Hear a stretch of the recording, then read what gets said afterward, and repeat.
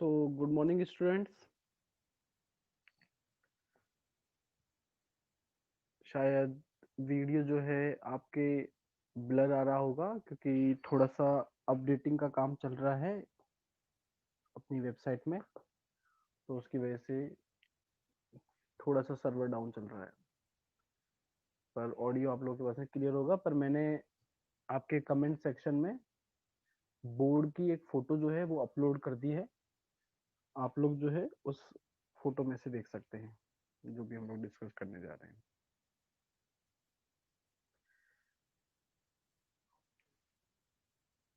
मैं थोड़ा चाह रहा हूँ कि सारे बच्चे आ जाएं क्योंकि आप बहुत कम बच्चों ने ज्वाइन किया है। आप लोगों के पास बच्चों एक व्हाट्सएप ग्रुप में आपके व्हाट्सएप ग्रुप में एक नोटिफिकेशन आया होगा कि मंडे से आपकी क्लासेस जो हैं वो लगने नहीं वाली हैं, है ना। आप लोगों के पास में ये नोटिफिकेशन आया होगा कि मंडे से आपकी क्लासेस नहीं लगेंगी, और उसका रीजन क्या है मैं वो आपको बताता हूँ। रीजन है ये कि आप लोगों में से मैक्सिमम बच्चों ने फीस जो है वो डिपॉजिट नहीं की है। तो स्कूल तो बच्चों टीचर्स को पे कर ही रहा है, पर स्कूल भी कब तक पे करेगा, कब तक उनके पास में पैसा होगा। आप लोग डिपॉजिट नहीं कराएंगे तो वो भी कहाँ से पे करेंगे। हम टीचर्स तो सैलरी मांग रहे हैं अपनी, स्कूल अपनी जेब से देता चला जा रहा है, पर अब तक स्कूल जो है उसके पास भी नहीं है, तो स्कूल कहाँ से पे करेगा। और बिना पेमेंट के तो टीचर्स हम लोग पढ़ाएंगे नहीं ना। तो इस वजह से आपकी क्लासेस जो है वो सारी की सारी बंद की जा रही है, ऑनलाइन क्लासेस। और आप लोगों को शायद पता होगा कि इस मंथ में, ये मंथ लास्ट है आपके बोर्ड के फॉर्म भरे जाने के लिए, एग्जामिनेशन फॉर्म फिल करने के लिए। और उसके लिए आपको एनरोल तो करना ही पड़ेगा। 12th क्लास में अब तक आपने एडमिशन ही नहीं लिया है, ट्यूशन फीस जमा नहीं की है स्कूल की, तो स्कूल आपको एनरोल भी नहीं कर सकता। तो ये जो आपकी लाइव क्लासेस बच्चों बंद की जा रही हैं, स्कूल वालों ने वेबसाइट पर इतना खर्चा किया है। वेबसाइट नहीं थी उससे पहले व्हाट्सएप ग्रुप पे भी टीचर्स जो थे वो पढ़ाए जा रहे थे। स्कूल हमें प्रॉपर पेमेंट भी कर रहा है, पर यही बात है ना कि पेमेंट भी जो है वो कब तक आएगा, कब तक करते रहेंगे स्कूल वाले भी। तो आप लोगों की क्लासेस, ऑनलाइन क्लासेस बंद हो रही हैं, और इसका असर देख लो आप लोगों पे किस तरीके से क्या पड़ सकता है। पर आपकी क्लासेस अब तभी कंटिन्यू होंगी जब आप सभी बच्चों की फीस जो है वो डिपॉजिट हो जाएगी। और कोई रीजन नहीं है, सिर्फ क्लासेस इसीलिए आपकी बंद हो रही हैं। और अगर कुछ दिनों में स्कूल खुलने का ऑप्शन आता है तो उस केस में भी बच्चों आप में से सिर्फ उन्हीं बच्चों को अलाउ किया जाएगा या उन्हीं प्रैक्टिकल्स करवाए जाएंगे जिनकी फीस जो है वो डिपॉजिट हो जाएगी। तो आप लोगों को फीस जो है वो डिपॉजिट करवानी है स्कूल में। बहुत लंबे समय से स्कूल जो है वो आपको, आपसे बिना फीस लिए पढ़ाई जा रहा है, पर अब टीचर्स तो पेमेंट मांग रहे हैं, स्कूल वालों के पास कहाँ से आएगा देने के लिए जब आप लोग फीस डिपॉजिट नहीं करेंगे। तो इस वजह से आपकी जो क्लासेस हैं वो मंडे से बंद हो रही हैं।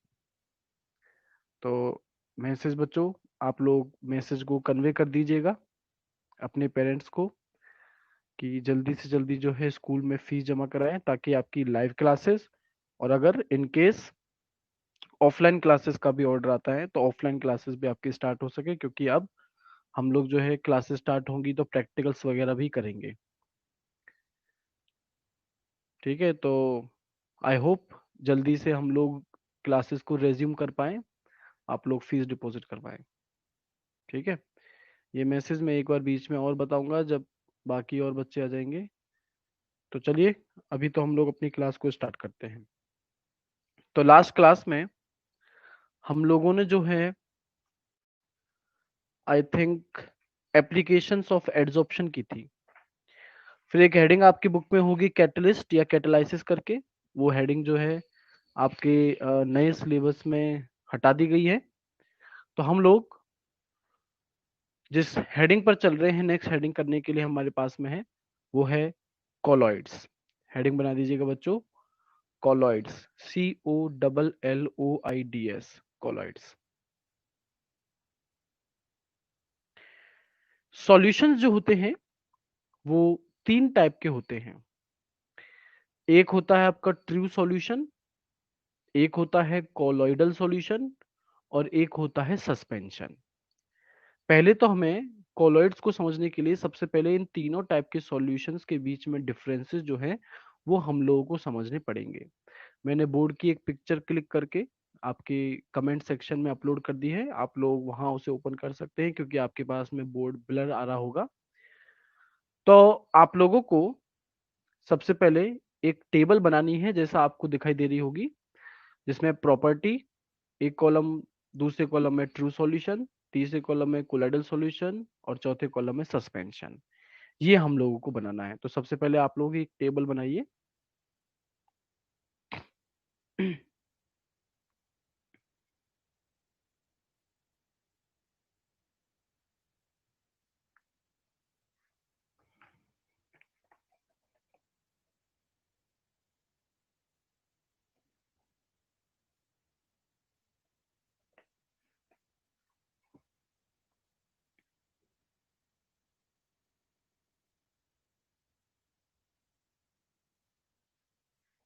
4 कॉलम आपको बनाने हैं, एक में प्रॉपर्टी, एक में ट्रू सॉल्यूशन, एक में कोलाइडल सॉल्यूशन और एक में suspension.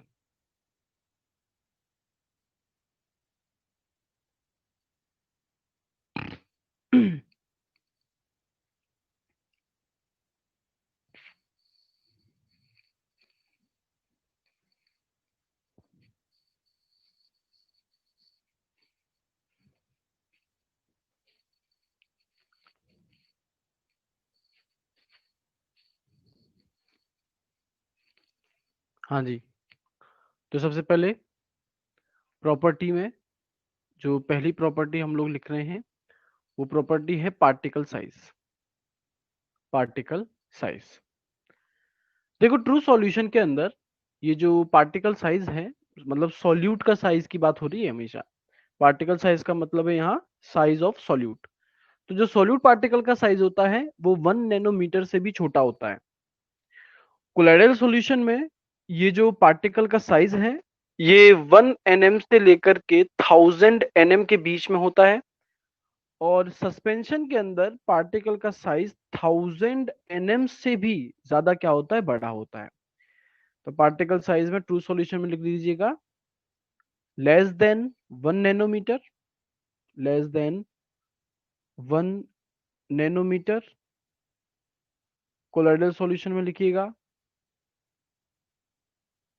From 1 to 1000 nm, from 1 to 1000 nm। और सस्पेंशन में लिख दीजिएगा more than 1000 nm, more than 1000 nm।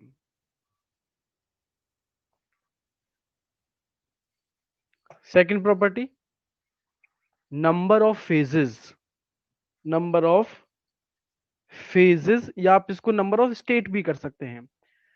True solution में देखो क्या होता है, सॉल्यूट और सॉल्वेंट एक दूसरे में मिल जाते हैं और मिलकर के फिर वो एक ही स्टेट में होते हैं, या तो गैसियस स्टेट में या फिर लिक्विड स्टेट में, है ना, या सॉलिड स्टेट में।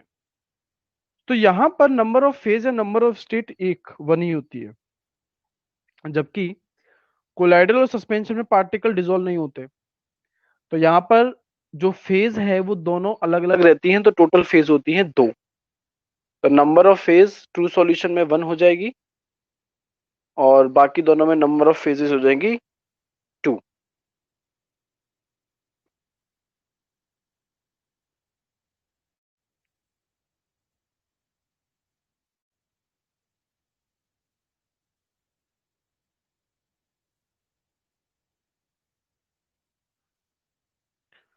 देन अगला जो प्रॉपर्टी है वो है अपीयरेंस, दिखने में। ट्रू सॉल्यूशन होता है ट्रांसपेरेंट, मतलब इसके आर पार देखा जा सकता है। कोलाइडल सॉल्यूशन होता है ट्रांसल्यूसेंट, जिसमें धुंधला दिखाई देगा। और सस्पेंशन होता है ओपेक, इसमें आपको आर पार कतई नहीं दिखाई देगा। ठीक है, तो प्रॉपर्टी है अपीयरेंस, ट्रू सॉल्यूशन डाल देना, ट्रांसपेरेंट, कोलोइडल सॉल्यूशन के अंदर ट्रांसल्यूसेंट,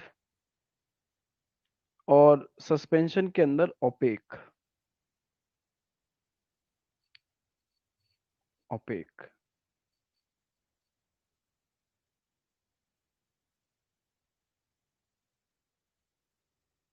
नेक्स्ट अगली जो प्रॉपर्टी है वो है विजिबिलिटी। अगली प्रॉपर्टी है विजिबिलिटी। विजिबिलिटी, ट्रू सॉल्यूशन में पार्टिकल का साइज इतना छोटा है कि वो नेकेड आई से तो देखा बिल्कुल नहीं जा सकता, अल्ट्रा माइक्रोस्कोप से भी देखा नहीं जा पाता। कोलाइडल सॉल्यूशन के अंदर पार्टिकल का साइज 1 mm से बड़ा है, मतलब ये नेकेड आई से तो नहीं देखा जा सकता, पर अल्ट्रा माइक्रोस्कोप की हेल्प से देखा जा सकता है। जबकि सस्पेंशन में पार्टिकल का साइज इतना बड़ा है कि नेकेड आई से भी देखा जा सकता है। तो प्रॉपर्टी है विजिबिलिटी, ट्रू सॉल्यूशन में आप लोग लिख देंगे not visible,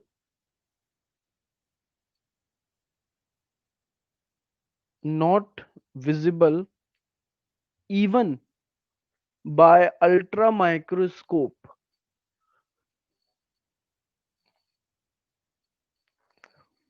even bye ultra microscope.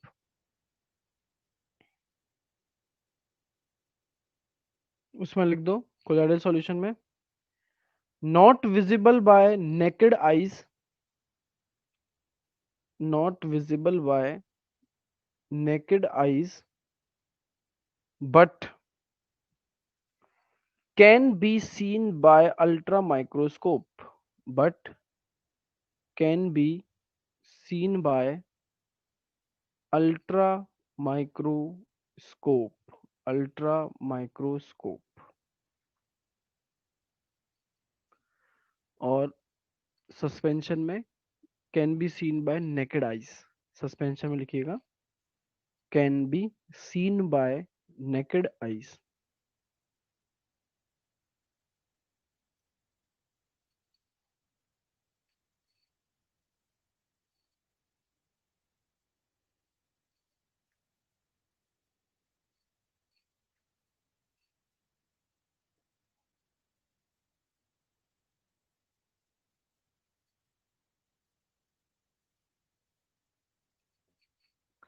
Next जो प्रॉपर्टी है वो है नेचर। नेचर का मतलब है होमोजीनियस सॉल्यूशन है कि हेटेरोजीनियस। ट्रू सॉल्यूशन जो है वो प्योरली होमोजीनियस होता है, मतलब सारे कंपोनेंट्स जो हैं वो यूनिफॉर्मली एक दूसरे में मिक्स्ड हो जाते हैं। जबकि कोलाइडल सॉल्यूशन हो या सस्पेंशन हो, ये नेचर में होते हैं हेटेरोजीनियस, मतलब जो आपके कंपोनेंट्स हैं वो एक दूसरे में यूनिफॉर्मली मिक्स्ड नहीं हो पाते। तो नेचर, प्रॉपर्टी है नेचर, ट्रू सॉल्यूशन लिख देना होमोजीनियस, और बाकी दोनों में लिख दीजिएगा हेटेरोजीनियस। बाकी दोनों में लिख दीजिए हेटेरोजीनियस।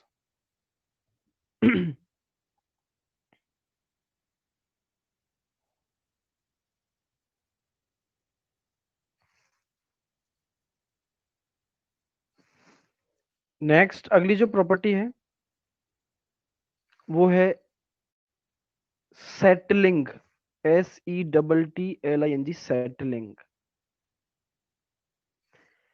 सेटलिंग का मतलब है कि अगर आप सॉल्यूशन को अनडिस्टर्ब छोड़ दीजिए, बिना डिस्टर्ब किए हुए कुछ समय के लिए छोड़ दीजिए, तो जो पार्टिकल्स हैं, जो सॉल्यूट पार्टिकल्स हैं, वो नीचे सेटल डाउन हो जाएंगे या फिर नहीं हो जाएंगे।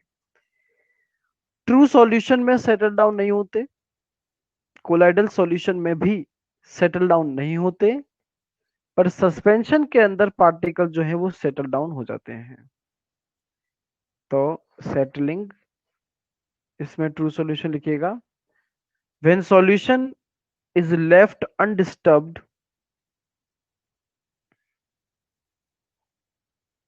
when solution is left undisturbed, comma, particles do not settle down. Particles do not settle down.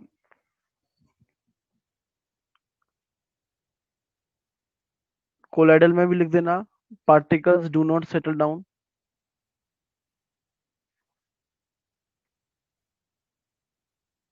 Suspension में आपका हो जाएगा particles settle down.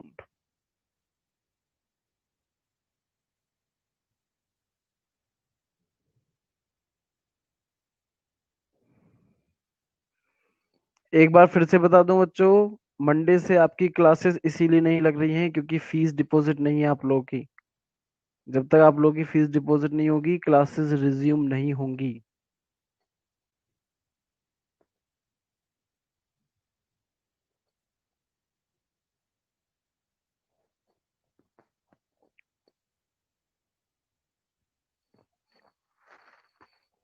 अगली जो प्रॉपर्टी है वो है सेपरेशन। नेक्स्ट प्रॉपर्टी है बच्चों सेपरेशन। ट्रू सॉल्यूशन और कोलाइडल सॉल्यूशन को फिल्टर पेपर से सेपरेट नहीं किया जा सकता कि भाई आप छान लें और छानने से अलग अलग हो जाएं, पर सस्पेंशन को किया जा सकता है। जैसे मिट्टी और पानी, इसको आप कपड़े से छाने तो मिट्टी और पानी दोनों एक दूसरे से अलग हो जाएंगे, पर सॉल्ट एंड वाटर की अगर हम लोग बात करें तो ये एक दूसरे से जो है वो सेपरेट नहीं हो सकते। अम्बिका जी आपने लगता है लेट ज्वाइन किया है, स्क्रीन ब्लर क्यों है इसका भी मैंने कारण बताया था और इसका सॉल्यूशन भी मैंने बताया है। बोर्ड की एक पिक्चर मैंने अपलोड की है आपके कमेंट सेक्शन में, आपको उससे काम चलाना है। और वैसे भी आज आज की बात और है, फिर तो क्लासेस बंद हो रही हैं आप लोगों की।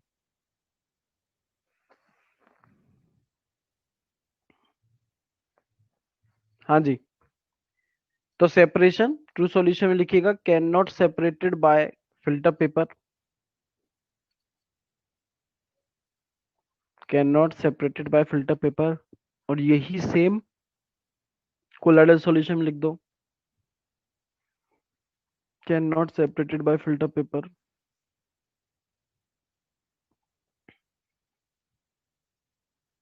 और सस्पेंशन में लिख देना can be separated by filter paper, can be separated by filter paper.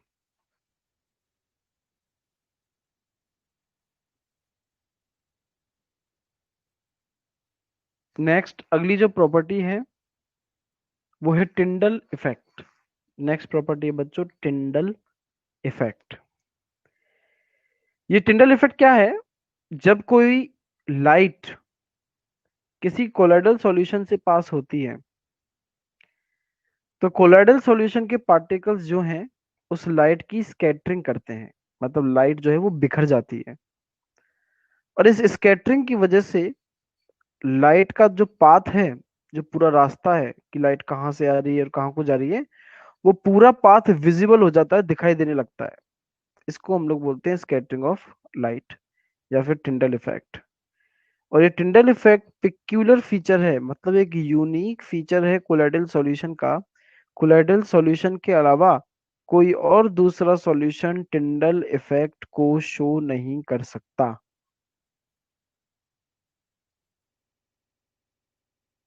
तो ये टिंडल इफेक्ट सिर्फ और सिर्फ कोलाइडल सॉल्यूशन ही शो करेगा। तो अगली प्रॉपर्टी है टिंडल इफेक्ट। ट्रू सॉल्यूशन और सस्पेंशन में लिख दीजिएगा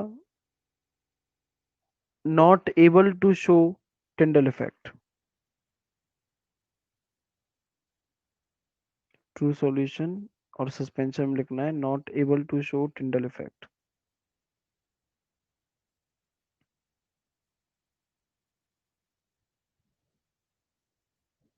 और कोलाइडल में लिख दीजिएगा show Tyndall effect.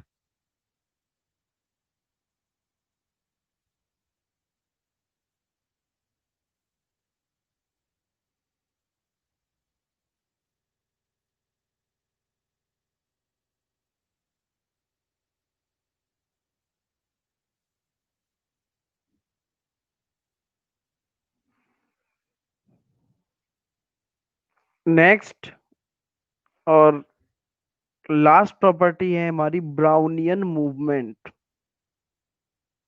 Brownian movement. Brownian movement का मतलब होता है पार्टिकल्स जो हैं वो एक जिगजैग मैनर में मूव करते रहें लगातार। ये ब्राउनियन मूवमेंट भी एक यूनिक फीचर है सिर्फ और सिर्फ कोलोइडल सॉल्यूशन का। बाकी ट्रू सॉल्यूशन और सस्पेंशन इसे नहीं दिखा पाते।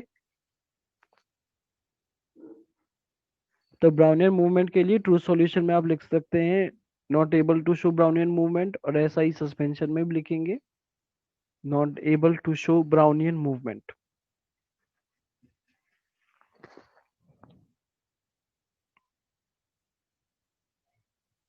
और कोलोइडल सॉल्यूशन हम लोग लिख देंगे show Brownian movement.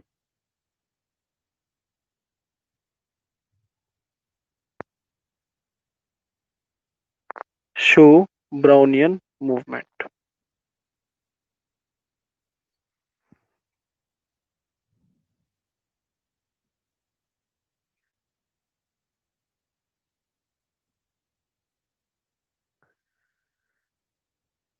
Last example आप लोग डाल सकते हैं ट्रू सॉल्यूशन में सॉल्ट प्लस वाटर या शुगर प्लस वाटर।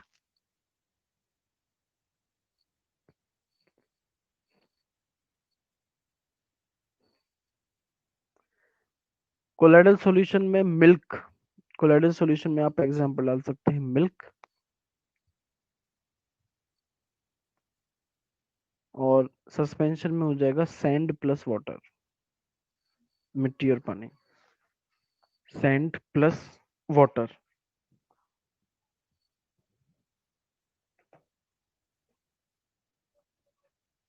ठीक है। तो हम लोगों को बच्चों सस्पेंशन और ट्रू सॉल्यूशन जो है उसके बारे में नहीं पढ़ना है इस चैप्टर में। हमें सिर्फ और सिर्फ कोलाइडल सॉल्यूशन जो है उसके बारे में पढ़ना है। तो कोलाइडल सॉल्यूशन जो है वो दो चीजों से बना होता है, एक सॉल्यूट और एक सॉल्वेंट। कोलाइडल सॉल्यूशन में सॉल्यूट को बोलते हैं डिस्पर्स्ड फेज डीपी, और सॉल्वेंट को बोलते हैं डिस्पर्स्ड मीडियम डीएम। तो आप पहले ये दो डेफिनेशन लिख दो। In colloidal solution in colloidal solution solute is called solute is called dispersed phase, PHASE, dispersed phase, short में इसको डीपी बोलेंगे। and the solvent is called and the solvent is called dispersed medium DM, dispersed medium DM, DM। तो हम लोगों को colloidal solution जो है उसका क्लासिफिकेशन अब करना है। ये क्लासिफिकेशन अलग अलग क्राइटेरिया के हिसाब से, मतलब अलग अलग बेसिस पर अलग अलग हो सकता है। तो हम लोग पहले तो हेडिंग बनाएंगे classification of colloidal solution. Classification of colloidal solution. Colloidal solution.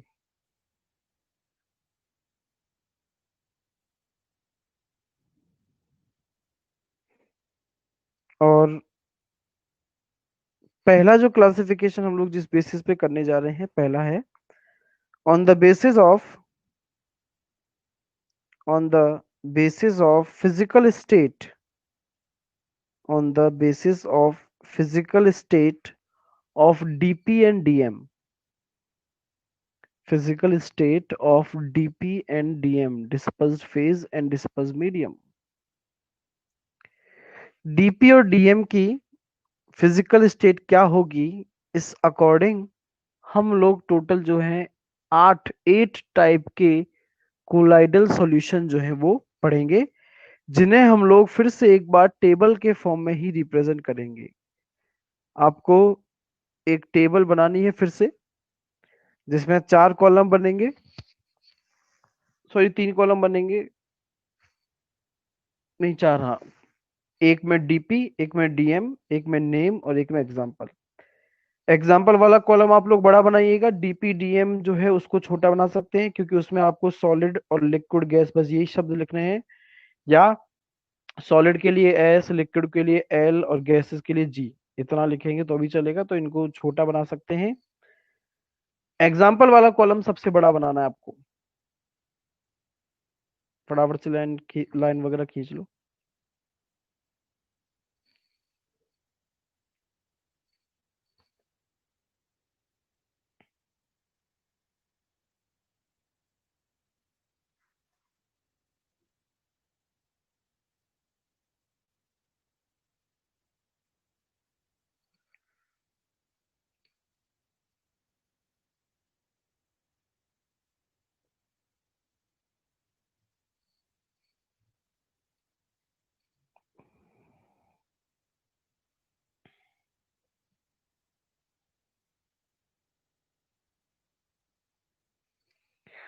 तो सबसे पहले बच्चों हम लोग जो है करने जा रहे हैं वो है, अगर डिस्पर्स्ड फेज सॉलिड हो और डिस्पर्स्ड मीडियम भी सॉलिड हो। जब डिस्पर्स्ड फेज सॉलिड हो, डीपी में सॉलिड लिखना है और डीएम में भी सॉलिड, तो ऐसे कोलाइडल सॉल्यूशन को नाम दिया जाता है solid sol, SOL, solid sol. इसका एग्जाम्पल आप लोग लिखेंगे, नाम तो हो जाएगा सॉलिड सोल, एग्जाम्पल आप लिख सकते हैं कलर्ड ग्लासेस, जो कलरफुल ग्लासेस आते हैं, comma gem stone, gem stone, coloured glasses comma gem stone.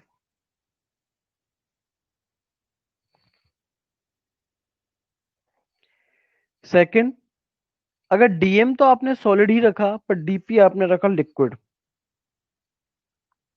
DP liquid और डीएम जो है सॉलिड, तो इस टाइप के कोलाइडल सॉल्यूशन को बोलते हैं jail.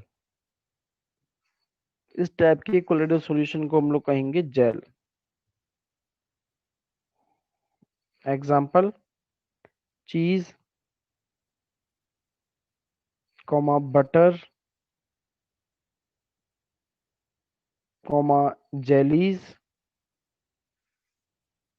Comma boot polish etcetera, boot polish etcetera.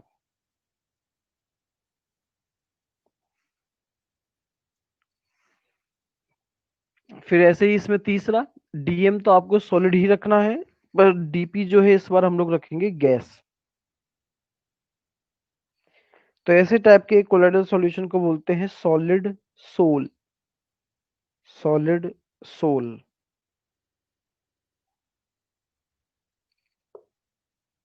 Example foam rubber, foam, FOAM, foam rubber, comma pumice stone, PUMICE, pumice stone.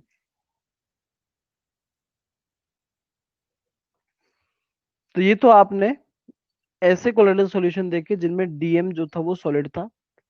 अब हम लोग बात करेंगे जब डीएम हम लोग लिक्विड रखेंगे, ठीक है।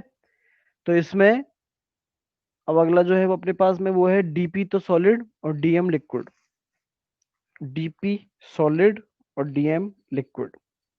अगर डिस्पर्स फेज सॉलिड हो, डिस्पर्स मीडियम लिक्विड, तो ऐसे कोलाइडल सॉल्यूशन को बोलते हैं sol, SOL, soul.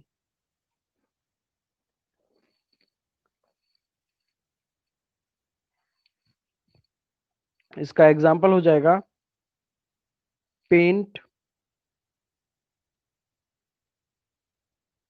Comma gold sol, gold soul.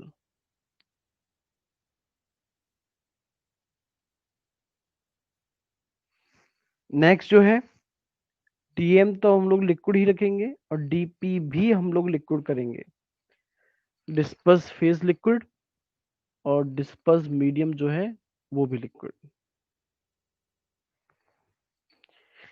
इस टाइप के कोलाइडल सॉल्यूशन को बोलते हैं emulsion, EMULSION, emulsion, emulsion. Example, milk, comma hair cream etcetera. Hair cream हो सकता है, कोल्ड क्रीम हो सकता है, एटसेट्रा। अगले केस में डीएम करेंगे लिक्विड और डीपी करेंगे गैस। डीपी गैस और डीएम जो है वो लिक्विड हो जाएगा। इसको बोलते हैं फोम, FOAM, फोम।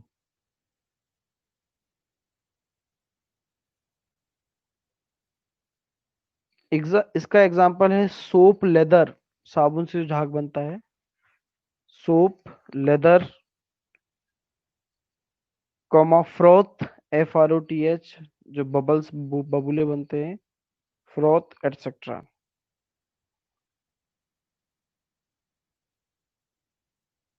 ये हमने देखे कि अगर डिस्पर्स मीडियम हो आपका लिक्विड।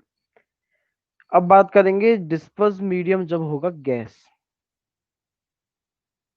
तो अगला जो है करने के लिए अपने पास, डिस्पर्स मीडियम तो गैस, और डिस्पर्स्ड फेज रख दो सॉलिड। इसको कहते हैं एरोसोल, AEROSOL, एरोसोल।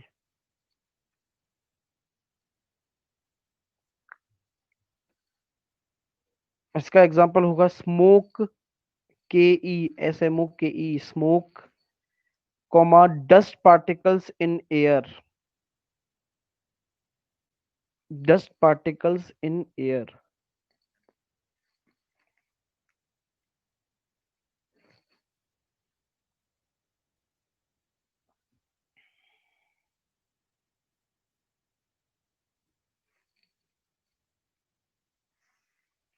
नेक्स्ट, अगर डीएम गैस है और डीपी आप रखें लिक्विड, डीएम तो गैस और डीपी आप रखें लिक्विड,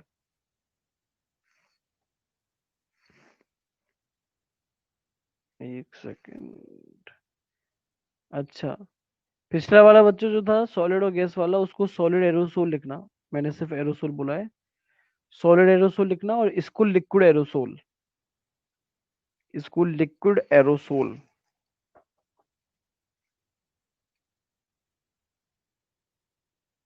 इसका एग्जांपल हो जाएगा fog, FOG, fog, comma insecticide spray, insecticide spray, etcetera.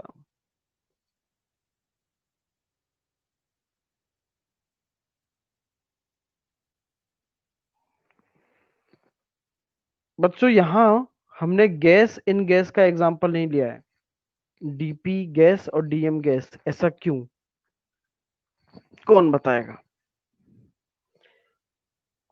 हमने सारे एग्जांपल देखे सिवाय गैस इन गैस, जब डीएम भी गैस हो और डीपी भी गैस हो, वो एग्जांपल हमने यहाँ नहीं देखा। ऐसा क्यों,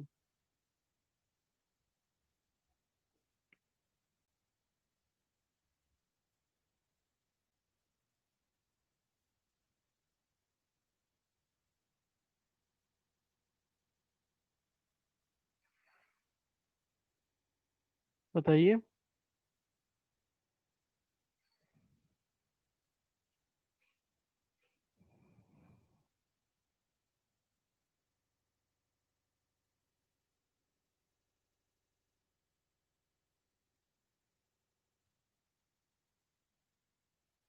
नहीं है जवाब। ऐसा इसीलिए क्योंकि कोलाइडल सॉल्यूशन जो है,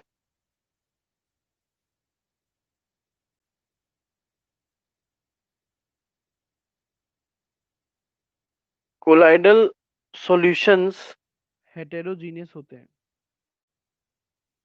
जबकि दो गैसेस का मिक्सचर कभी हेटेरोजीनियस नहीं हो सकता, वो हमेशा होमोजीनियस होगा।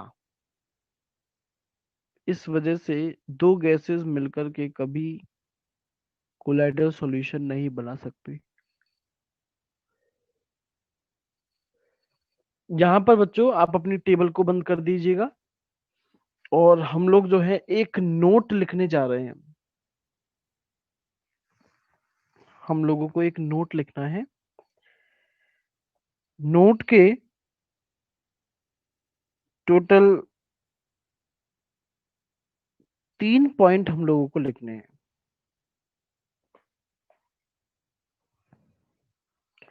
नोट का पहला पॉइंट ये है, इफ डीएम इज वाटर, अगर डिस्पर्स्ड मीडियम वाटर हुआ, then colloidal solution is called hydrosol. तो जो कोलाइडल सॉल्यूशन बनेगा उसको हाइड्रोसोल कहा जाएगा, अगर डिस्पर्स्ड मीडियम वाटर हुआ।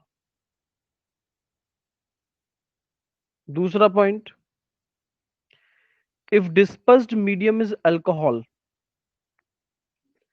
अगर डिस्पर्स्ड मीडियम अल्कोहल हुआ, then colloidal solution is called alcosol. Alcosol, तब कोलाइडल सॉल्यूशन को एल्कोसोल कहा जाएगा।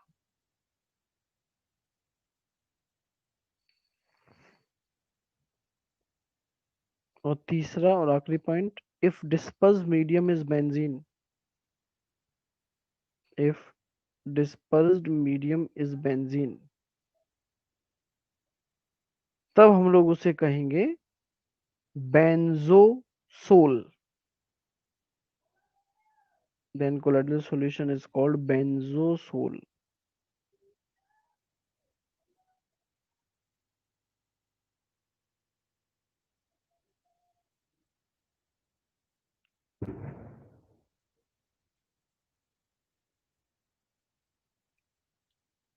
तो ये आपका नोट जो है वो खत्म हो गया।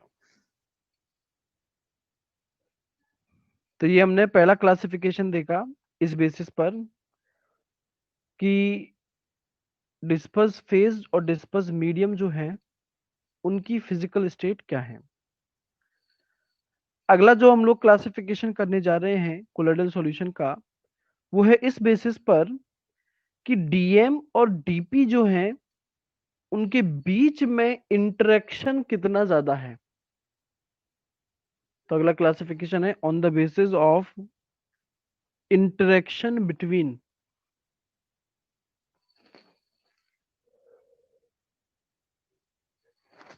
On the basis of interaction between dp and dm, dispersed phase and dispersed medium। dp और dm के बीच में इंटरेक्शन कितना ज्यादा है। इस बेसिस पर बच्चों दो टाइप के आपके कोलाइडल सॉल्यूशन होते हैं, एक को बोलते हैं लायोफिलिक और एक को बोलते हैं लायोफोबिक। इनके बीच में डिफरेंसेस हमें टेबल फॉर्म में ही लिखने हैं।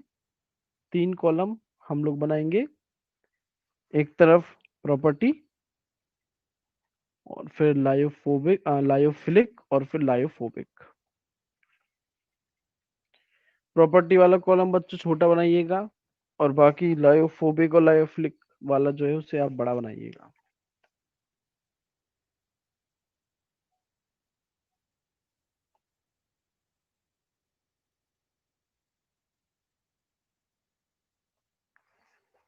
हाँ जी। तो फर्स्ट प्रॉपर्टी आप लोग लिखिएगा पार्टिकल साइज।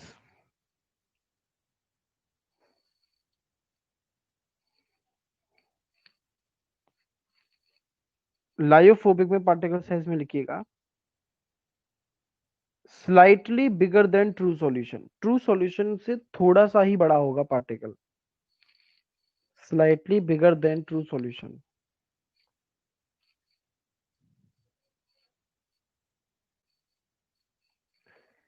और लायोफोबिक में लिखिएगा very very large particle size in the form of cluster, very large particle size in the form of cluster of molecules, एक अकेला पार्टिकल नहीं होता, सारे पार्टिकल आपस में किसी वजह से जुड़े रहते हैं और तब इन्हें हम लोग बोलते हैं लायोफोबिक कोलाइड। नेक्स्ट, अगला जो पॉइंट ऑफ डिफरेंस है वो है effect of electrolyte. Effect of electrolyte. Lyophilic colloidal sol पर electrolyte, small amount of electrolyte का कोई असर नहीं होता, जबकि लायोफोबिक कोलाइडल सोल में अगर आप स्मॉल अमाउंट ऑफ इलेक्ट्रोलाइट डाल दें तो सारा का सारा कोलाइडल सोल कोगुलेट, मतलब जम जाएगा, जैसे दही जम जाती है इस तरीके से जम जाएगा। तो इफेक्ट ऑफ इलेक्ट्रोलाइट में लायोफिलिक में लिखिएगा no effect, no effect of small amount of electrolyte.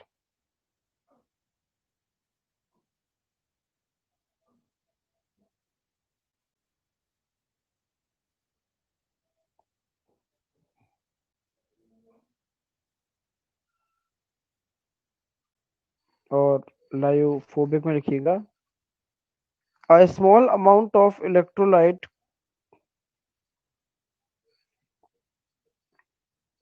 a small amount of electrolyte coagulate, coagulate, coagulate the colloidal solution,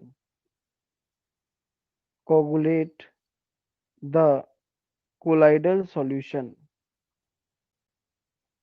colloidal solution।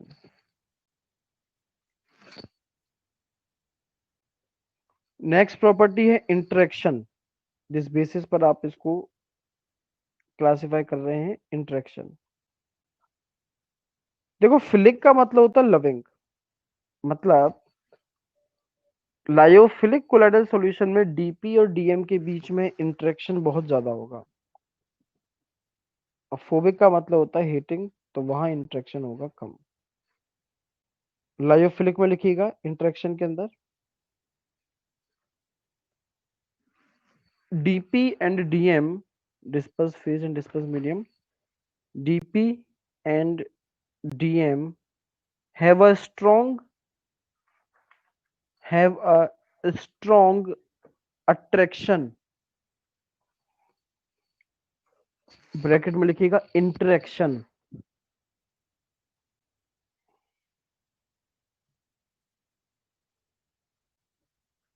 Bracket close, towards each other.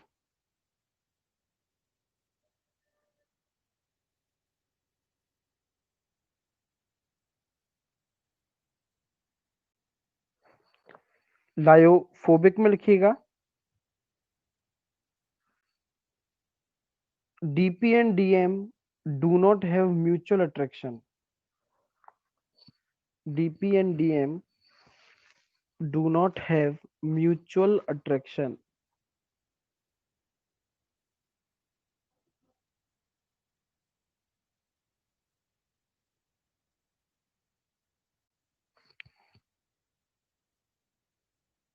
Next, अगली जो property है वो है reversibility.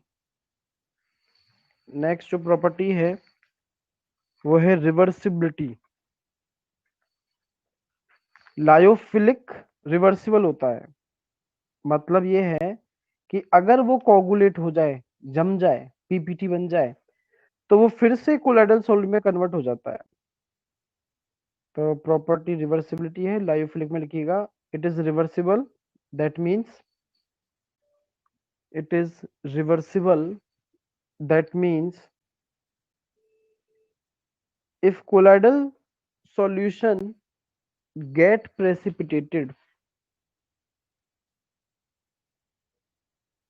if colloidal solution get precipitated, get precipitated, then it can be, then it can be converted back into colloidal form, converted back into colloidal form. और lyophobic में लिख दीजिएगा it is irreversible.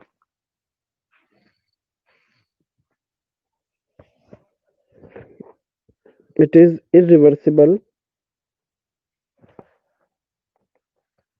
That means precipitated colloidal soul, precipitated colloidal soul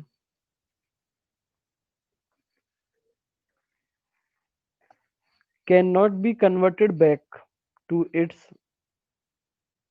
initial form, cannot be converted back to its initial form, to its initial form।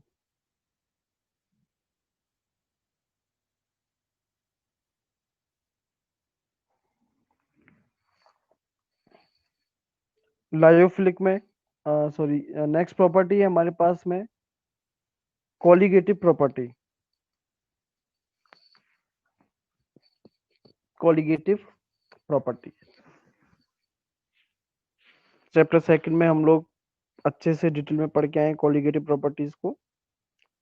Lyophilic sol में colligative properties की value जो है वो काफी high होती है, जबकि lyophobic में यही वैल्यू जो है काफी कम होती है। तो लायोफिलिक में लिख दीजिएगा have high values of colligative properties.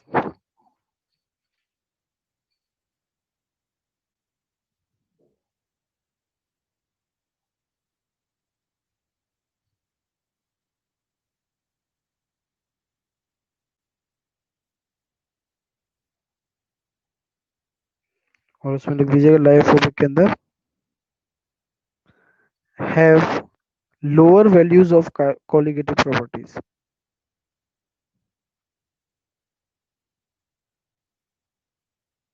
Lower values of colligative properties.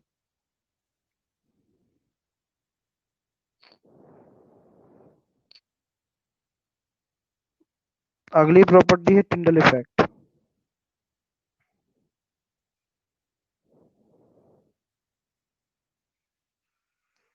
Lyophilic में लिखिएगा लेस डिफाइंड, मतलब बहुत ज्यादा क्लियर नहीं होता।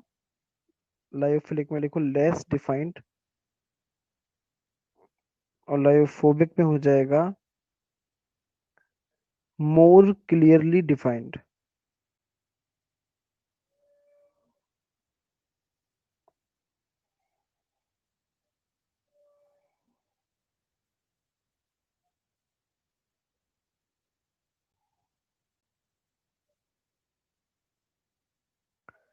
नेक्स्ट अगली प्रॉपर्टी है विस्कोसिटी, गाढ़ापन।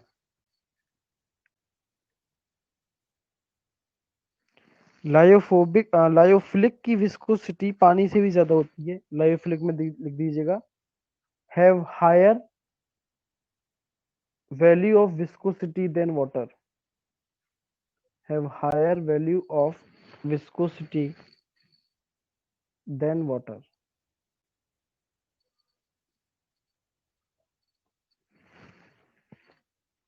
और लायोफोबिक में हो जाएगा have lower values of viscosity, have एक काम करना हैव लोअर वैल्यू और इक्वल वैल्यू, हैव लोअर और equal value of viscosity than water, या तो पानी से कम या पानी के बराबर।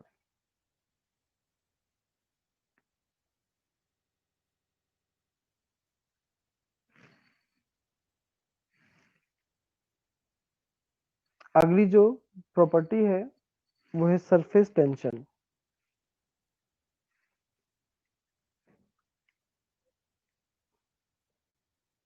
हमने 11th क्लास में पढ़ा है कि एक लिक्विड की सरफेस पर यूनिट लेंथ पर जो भी फोर्स लगता है उसे बोलते हैं हम लोग सरफेस टेंशन।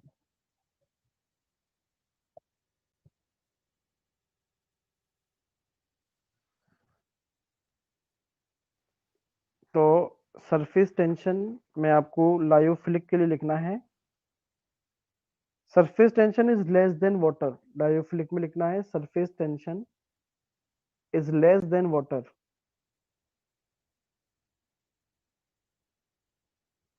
और लायोफोबिक में लिखना है surface tension is almost equal to water. Surface tension is almost equal to water. Is almost equal to water.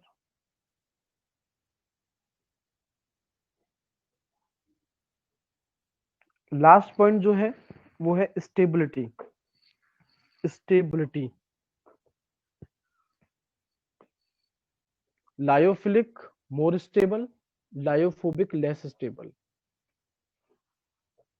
Lyophilic more stable, lyophobic जो है वो लेस स्टेबल। तो बच्चों ध्यान रहे, मंडे से आपकी क्लासेस नहीं लगेंगी जब तक आप लोग फीस जो है वो डिपॉजिट नहीं करवा देंगे। तो चलिए, जब भी क्लासेस लगेंगी तब आपसे हम लोग इसके आगे की कहानी जो है आपसे डिस्कस करेंगे। चलिए, थैंक यू।